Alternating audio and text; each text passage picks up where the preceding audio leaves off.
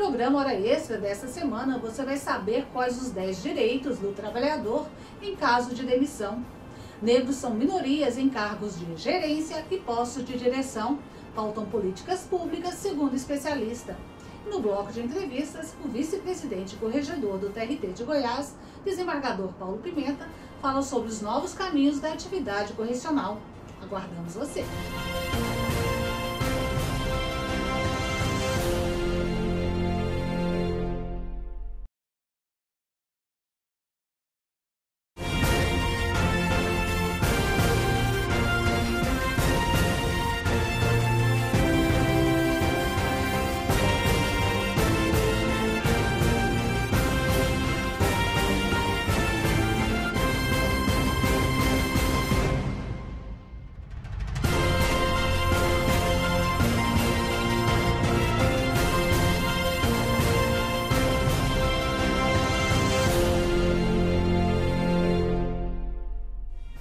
Olá, seja bem-vindo à Hora Extra e neste programa você vai saber quais são os 10 direitos do trabalhador em caso de demissão.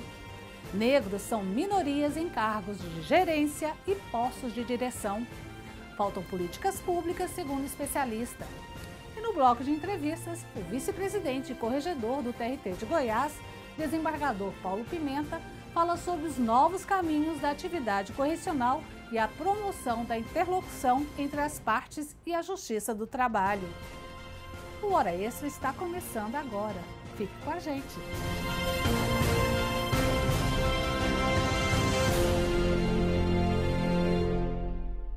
Você sabe quais são os direitos do trabalhador em caso de demissão? É sempre bom saber com que podemos contar em momentos difíceis como esse. Na matéria a seguir, você vai saber que existem vários direitos que permitem, após uma demissão, que o trabalhador ganhe fôlego para retomar a busca por uma melhor colocação profissional. Confira. Com a reforma trabalhista, algumas novidades surgiram quando o assunto é demissão. Agora, além da demissão sem justa causa e com justa causa, também existe a rescisão por comum acordo. Isso acontece quando patrão e empregado chegam a um acordo e decidem encerrar o vínculo empregatício. Neste caso, o trabalhador tem direito a receber 50% da multa rescisória, 80% do fundo de garantia por tempo de serviço e metade do aviso prévio. Segundo esse advogado trabalhista, essa nova forma de demissão veio para atualizar a legislação. A rescisão por comum acordo é uma inovação e que, se bem utilizada, traz vantagens para ambas as partes, para o empregado e para o empregador. Ela cria uma brecha, para que as empresas, às vezes, porventura, forcem uma assinatura, por exemplo, no termo de acordo nesse sentido, mas ela é muito interessante para quando o empregado, por exemplo, consegue um novo emprego ou tem interesse já em sair da empresa, quando a empresa em dificuldade financeira também quer dispensar aquele empregado e não quer deixar de pagar as verbas rescisórias, esses dois chegam a um acordo comum e fazem essa rescisão, ambas as partes ganham, inclusive financeiramente. Outra mudança é que a demissão não precisa mais ser homologada junto a um sindicato. Agora, a rescisão pode ser feita na própria empresa, independente do tempo de vínculo empregatício. Nós tínhamos também muitos sindicatos que faziam daquilo ali uma mera formalidade para a assinatura da rescisão. E como essa ausência de homologação, ou essa obrigatoriedade agora já em algumas convenções coletivas, não podem dar eficácia liberatória, ou seja, uma vez homologado, o empregado não pode ter barrado também o seu direito de acessar o judiciário. Ele ainda tem essa instância para poder questionar qualquer coisa. Mesmo sem a homologação, ele ainda pode, como podia antes também, acessar o judiciário para poder questionar alguma verba, alguma coisa que ele entenda que não foi paga corretamente. Mesmo assim, o trabalhador continua a ter direito a receber o valor proporcional a férias, 13º salário, aviso prévio e, em caso de demissão sem justa causa, ele também tem direito a uma indenização de 40% sobre o valor do fundo de garantia, além de sacar o FGTS e o seguro-desemprego. Para o advogado, a reforma trouxe novas possibilidades que podem abrir brechas para algumas irregularidades. é que esses institutos mais flexibilizados abram margem para que as empresas, de certa forma, forcem empregados a assinar algum documento, alguma coisa desse sentido. Por isso, a proteção jurídica de ambas as partes, o resguardo jurídico é interessante. Os sindicatos continuam existindo para proteger tanto os empregados quanto os empregadores, existem sindicatos patronais e de empregados, e também o judiciário continua lá para poder resolver e dar uma decisão final para qualquer questionamento nesse sentido. Por isso, é necessário que o trabalhador fique atento na hora da demissão e, se for preciso, ele deve procurar a Justiça Trabalhista. Negros são minorias em cargos de gerência e postos de direção. Para o antropólogo Pedro Jaime, as organizações têm adotado práticas para mudar esse quadro de desigualdade racial. Mas, infelizmente, a falta de políticas públicas explica muitas desigualdades no mundo empresarial. Mulher, mãe, artista plástica e advogada. Com apoio da família e muita luta, Yara fez faculdade de Direito. Já são mais de 30 anos atuando na área, mas nessa trajetória até aqui passou por situações de preconceito que marcaram sua vida. Toda pessoa negra que ela tem uma profissão ou qualquer tipo de posição, em qualquer situação, ela enfrenta o racismo. E também comigo não foi diferente. Eu já passei por situações em que o racismo foi explícito, não foi nada velado, como algumas pessoas dizem, né, que no Brasil não existe uma igualdade racial, mas não é verdade. Foi traumático, né, porque eu fui atender uma pessoa e ela se negou. Ela disse que não seria atendida por uma advogada negra. Então, e eu não estava advogando, era para tentar ter uma conciliação, que a gente sempre faz isso, né? Você convida a outra parte para uma conversa para ver se existe uma possibilidade de uma conciliação. Foi uma ação de divórcio e, no caso, o hoje ex-esposo, quando nós fomos para uma entrevista, só eu e ele disse que não seria atendido, que não queria uma advogada negra, nem para ele, nem para a esposa. E, no caso, não era nem a advogada dele, seria da esposa dele. Muito emocionada, ela lembra do que o pai disse depois de ser ofendida. Ele me disse uma coisa, que se eu quisesse ser advogada, eu teria que superar essa situação. E, para isso, eu tinha que me esforçar e estudar muito mais do que as outras pessoas. Engajada em movimento para a criminalização do racismo, Yara atende vários casos de injúria racial. Só este ano já foram 10. Ela acredita que a discriminação e a falta de oportunidades ainda está muito presente no Brasil, inclusive no ambiente corporativo. Os dados mostram justamente isso. Apesar de mais da metade da população brasileira ser formada por pretos e pardos, poucos conseguem alcançar uma posição de comando no mercado de trabalho. Segundo um estudo feito em 2016, nas 500 maiores empresas do Brasil, apenas 4,7% dos negros brasileiros ocupam postos de direção e 6,3% estão em cargos de gerência. A pesquisa é do Instituto Ethos, em parceria com o Banco Interamericano de Desenvolvimento. Essa questão do preconceito no mundo empresarial foi discutida neste congresso sobre comunicação organizacional no contexto das diversidades, realizado na Universidade Federal de Goiás. Segundo este antropólogo de São Paulo, poucas empresas investem em políticas de valorização profissional do negro e, para mudar esse cenário, é fundamental desenvolver ações afirmativas. Coisas são importantes serem feitas, é preciso ter mais estudo, mais pesquisa para a gente poder discutir esse assunto de forma mais ampla. É preciso que os movimentos sociais pressionem o poder público, pressionem as empresas. É preciso um movimento de políticas em termos educacionais, como a gente tem visto as políticas de ação afirmativa, inclusive as políticas de cota para a inserção de negros nas universidades, porque a partir de qualificações educacionais você consegue as credenciais que te permitem disputar espaços no mercado de trabalho. Mas eu, particularmente, sou favorável às chamadas políticas de ação afirmativa também no mercado de trabalho, que já existe hoje no setor público, tanto em nível federal como, por exemplo, no estado de São Paulo. Reserva de vagas para negros no mercado de trabalho. São vários os caminhos para combater o racismo e seus impactos. Por isso, o debate é tão necessário.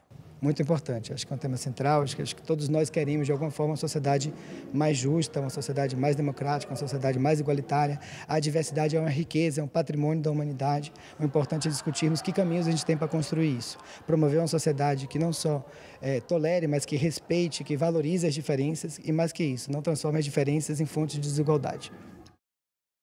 No próximo bloco, nós vamos conversar com o vice-presidente e corregedor do TRT da 18ª Região, desembargador Paulo Pimenta, que fala sobre a importância da atividade correcional para o aprimoramento da Justiça do Trabalho. Voltamos em instantes.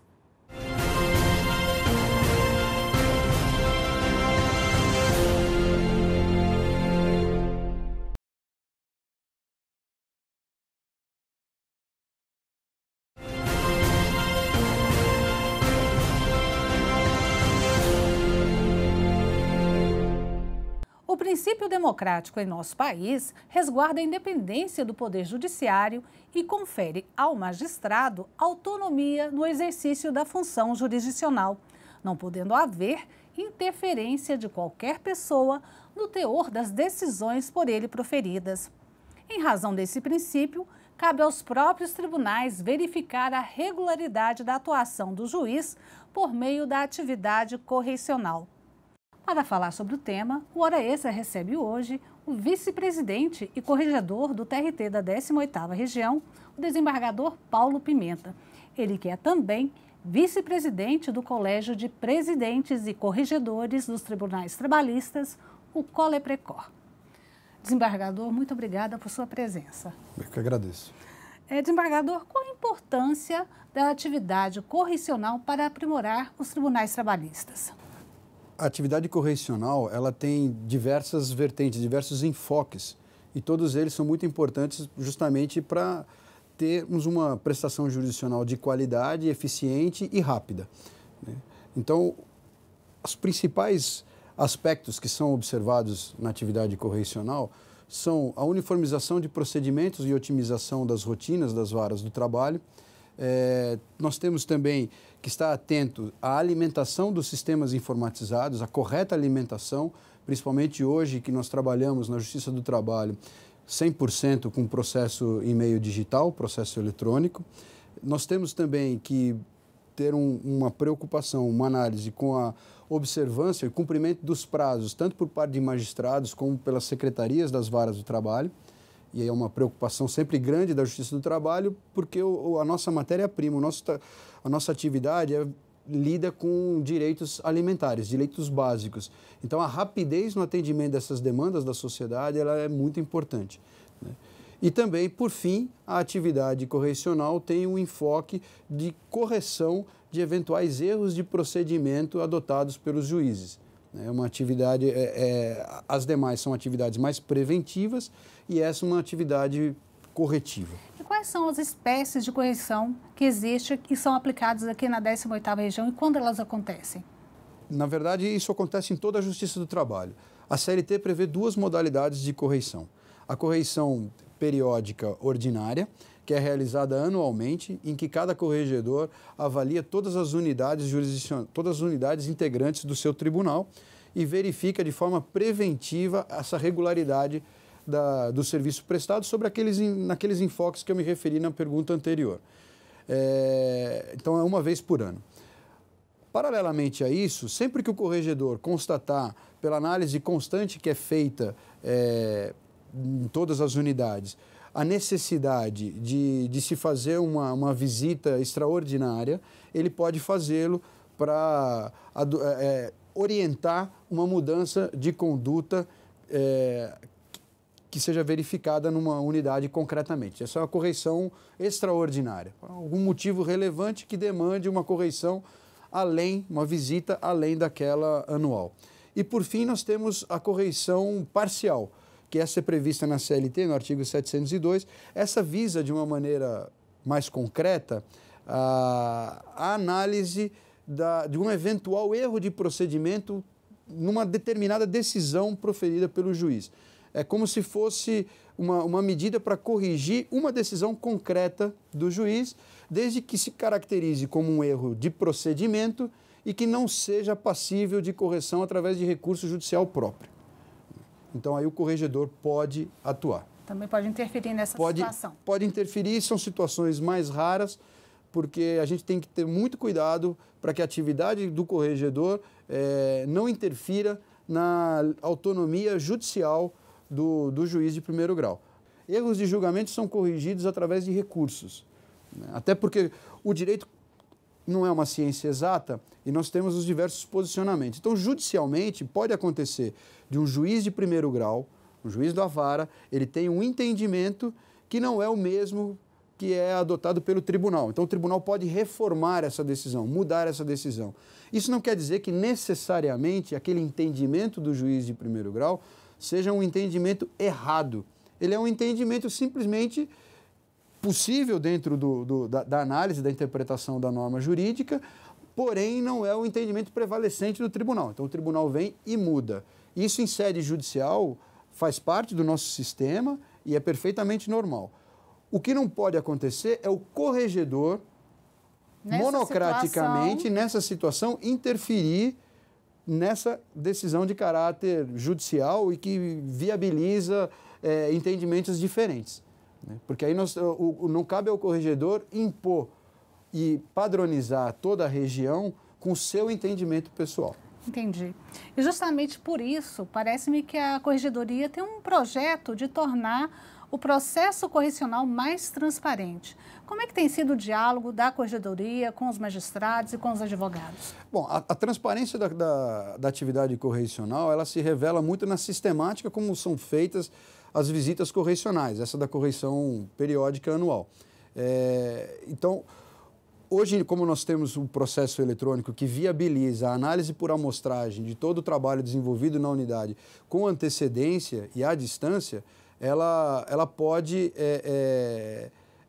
ela não demanda uma presença física na unidade. Mas isso não impede, e é muito salutar, que nas visitas correcionais o corregedor estabeleça esse diálogo, mostrando os achados da análise prévia aos juízes, conversando com os juízes, ouvindo os juízes as justificativas e procurando entendê-las, assim como também nós temos a audiência pública em que o corregedor se coloca à disposição de toda a sociedade local e ouve principalmente a OAB, através de uma reunião marcada, comunicada à OAB, onde são ouvidas as críticas, as sugestões que visem o aprimoramento da atividade da unidade. Seria isso, então, porque a Corregedoria tem optado por fazer correções presenciais ao invés de fazer o procedimento à distância, pelos meios eletrônicos?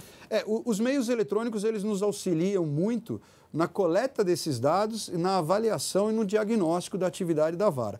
Mas eles não suprem a presença do juiz na unidade, principalmente nas unidades do interior, onde eles se ressentem realmente dessa presença do corregedor como uma oportunidade de diálogo permanente com a sociedade local, inclusive com as autoridades locais.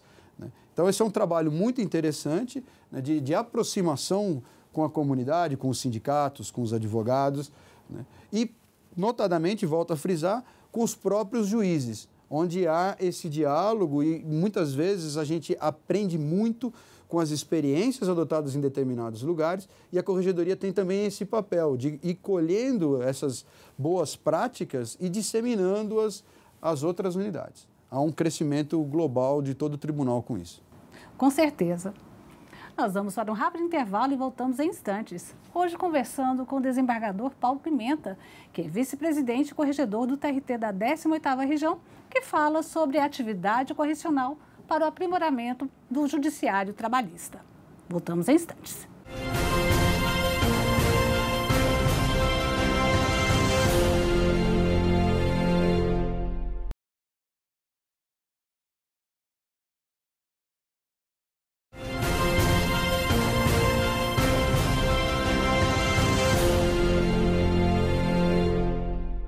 Ora, esse está de volta, hoje conversando com o desembargador e vice-presidente do TRT da 18ª Região, desembargador Paulo Pimenta, que fala sobre a importância da atividade correcional para o aprimoramento da justiça do trabalho. Desembargador, no bloco anterior, o senhor comentou que existe um limite da atividade, da atuação do corregedor. E muitas vezes as partes confundem também qual é esse limite. E, pelo que se vê nas estatísticas, uma boa parte das reclamações correcionais são indeferidas liminarmente. Por que isso ocorre? Nós temos uma característica no processo do trabalho de que as decisões interlocutórias, elas não são recorríveis de imediato. Mas o fato delas não viabilizarem o recurso tão logo elas sejam proferidas, faz parte justamente dessa nossa sistemática visando uma agilidade no procedimento trabalhista. Isso não impede, então, que elas sejam revistas no futuro, se necessário, e se efetivamente se consumar um prejuízo à parte. O que acontece muitas vezes é que a parte, ao não vislumbrar um recurso imediato, ela acha que aquela decisão ela pode ser revista pelo corregedor. E não pode, porque aí é uma atividade judicial. Né? O erro, se existente, o alegado erro, seria uma matéria judicial, que é de entendimento, de posicionamento do juiz, e não de erro de procedimento. A atividade do corregedor, ela está vinculada, ela se restringe aos erros procedimentais. Eu dou um exemplo que fica muito claro, né? Muitas vezes nós recebemos correições parciais se insurgindo contra uma decisão do juiz que indeferiu a oitiva de uma testemunha. Então, a parte acha que aquilo ali foi um erro de procedimento, né? Não se trata essa matéria de erro de procedimento, porque há situações em que pode haver indeferimento, que deve haver indeferimento, e outras em que o indeferimento causa um cerceamento de defesa. Se aquela situação concreta gerou um cerceamento de defesa ou se o indeferimento foi correto ou não, é uma matéria judicial. E a revisão dessa decisão caberá ao órgão encarregado de julgar o recurso contra a sentença que virá a ser proferida no futuro, né? Não cabe ao corregedor interferir nisso. Então, onde que o corregedor atua? O corregedor atua em erros procedimentais, do tipo paralisação do andamento de um processo. O processo está paralisado há muito tempo. O corregedor pode atuar, por exemplo, numa situação em sucessivos adiamentos de audiência sem que essa audiência venha a ser realizada. Então, o corregedor pode atuar numa situação dessa. Ou um inequívoco descumprimento por parte do juiz de primeiro grau de uma determinação de um órgão superior, de uma decisão do tribunal, seja o Tribunal Regional ou até mesmo o Tribunal Superior do Trabalho. Então, é uma situação que o corregedor pode atuar por haver um inequívoco desvio procedimental e não de entendimento do juiz. Em 2017, o TRT da 18ª Região teve um desempenho excepcional com relação ao cumprimento das metas estabelecidas pelo Conselho Nacional de Justiça, né? E tudo leva a crer que nós, o Tribunal da 18ª Região, seja um dos tribunais mais produtivos do país. A expectativa para o cumprimento de metas, novamente, do CNJ esse ano, qual é? Nós tivemos em 2017, pela primeira vez, o cumprimento de 6 das 7 metas impostas pelo CNJ ao primeiro grau de jurisdição. Realmente foi um feito inédito e o qual o tribunal ficou muito satisfeito de ter obtido essa marca. A única meta que nós não conseguimos cumprir foi uma meta que era uma meta de um nível de exigência muito grande, que era a meta de percentual de ações, percentual de conciliação nas ações, que o objetivo era alcançar 54% de solução. Nós alcançamos 50,5% quase. Para 2018, a nossa meta agora é realmente alcançarmos as 7 metas propostas. E há um trabalho intenso da Corregedoria, que é justamente no sentido dessa disseminação das boas práticas e nesse acompanhamento do cumprimento de prazos e tudo mais, que leva a que nós estejamos muito otimistas, principalmente porque a meta para este ano na conciliação é uma meta menor e abaixo, inclusive, do patamar que nós já alcançamos no ano anterior. Então, nós acreditamos que em 2018 o tribunal possa, pela primeira vez, cumprir todas as metas do primeiro grau de jurisdição, o que será um feito inédito entre todos os tribunais trabalhistas. Para finalizar, eu gostaria que o senhor comentasse um pouquinho sobre o Coleprecor, sobre a importância do Coleprecor para a atuação do presidente, no caso do corregedor também, porque é um colegiado que se reúne de tempos em tempos, né, para discutir questões do judiciário trabalhista, não é isso? Exato. O Coleprecor vem assumindo nos últimos anos um papel extremamente relevante no enfrentamento das dificuldades administrativas da Justiça do Trabalho. É um fórum de discussão onde estão presentes os 24 presidentes dos regionais. Participa do Coleprecor frequentemente também o presidente do Tribunal Superior do Trabalho, que é o presidente do Conselho Superior da Justiça do Trabalho, além dos corregedores. Então, é um fórum de discussão e enfrentamento dessas dificuldades e principalmente de compartilhamento de boas experiências administrativas, tanto no enfrentamento das restrições orçamentárias, que vem sendo uma tônica dos últimos anos, né, como também de iniciativas que levam a um aprimoramento da prestação jurisdicional, uma maior rapidez na prestação jurisdicional, uma maior eficiência na execução. Então, são oportunidades ímpares de disseminação do conhecimento que não fica, então, restrito aos tribunais que tiveram essas iniciativas. Elas são compartilhadas e adotadas em boa medida por aqueles tribunais que veem naquela prática uma oportunidade de melhoria da sua realidade também. É a tônica do século XXI, justamente esse compartilhamento de informação e de boas práticas, né? Com certeza. Eu conversei com o vice-presidente e corregedor do TRT da 18ª Região, desembargador Paulo Pimenta, que falou sobre a importância da atividade correcional para o judiciário trabalhista. Desembargador, mais uma vez, obrigada. Eu que agradeço o convite. Essa edição do Hora Extra chega ao fim. Muito obrigada por sua atenção e até a próxima semana. Mais informações sobre o TRT de Goiás você acompanha nas nossas redes sociais, no portal do TRT e na rádio web TRT Goiás. Até a próxima semana.